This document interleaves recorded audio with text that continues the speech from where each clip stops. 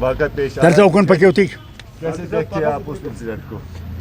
देखिए, ये बहुत ही दर्दनाक वाक़ा है। कई गरीब मज़दूर जो अपनी कमाई के लिए यहाँ आते हैं और फिर ख़ानदान के लिए भी कुछ पैसा भेजते हैं, उन बेचारों को इन दरिंदों ने कल शहीद कर दिया।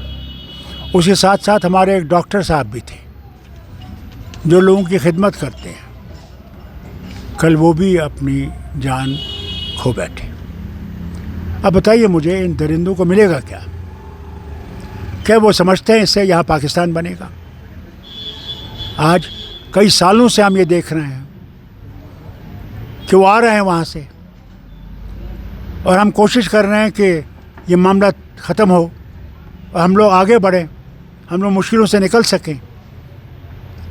मैं पाकिस्तान के हुक्मरानों से ये कहना चाहता हूँ, अगर वो सचमुच हिंदुस्तान से दोस्ती चाहते हैं तो फिर ये बंद कीजिए।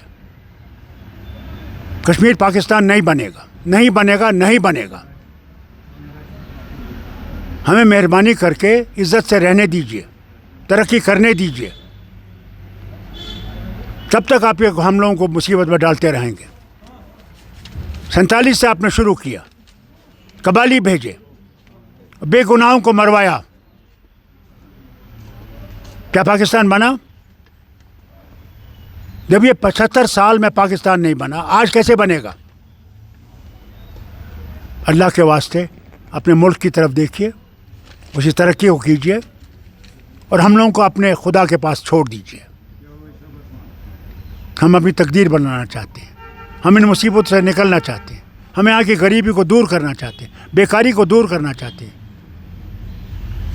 इस आतंकवाद से ये नहीं बनेगा। फारूक साहब, आपको लगता है कि जो कल का अटैक है उसका इम्पैक्ट टूरिज्म भी पड़ सकता है? क्योंकि देखिए, वो हम सब पे पड़ेगा। टूरिज्म तो छोड़ दीजिए, हम लोगों पे पड़ेगा, हम गरीबों पे पड़ेगा। हम लोग कैसे आगे बढ़ेंगे अगर यही चलता रहा है? वक्त आ गया कि इनको बंद करना चाहिए ये, नहीं तो जो इसके असरात बाद में होंगे वो बहुत सख्त होंगे, फिर कुछ नहीं रहेगा। तो आपको लगता है कि इंडिया को इस पर कार्रवाई करनी चाहिए?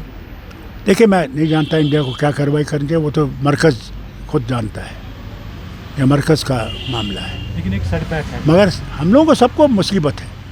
हम लोग कई सालों से ये देख रहे हैं, 30 साल से तो मैं देख रहा हूँ। मैं बार बार उनसे कहता था मत करो ये, इससे कोई आगे नहीं चलेंगे हम। मैं पता नहीं उनकी अकल कैसी है, क्या हो गया उनको। बात चल रही थी कि आपस में बातचीत होनी चाहिए। बातचीत कैसे होगी?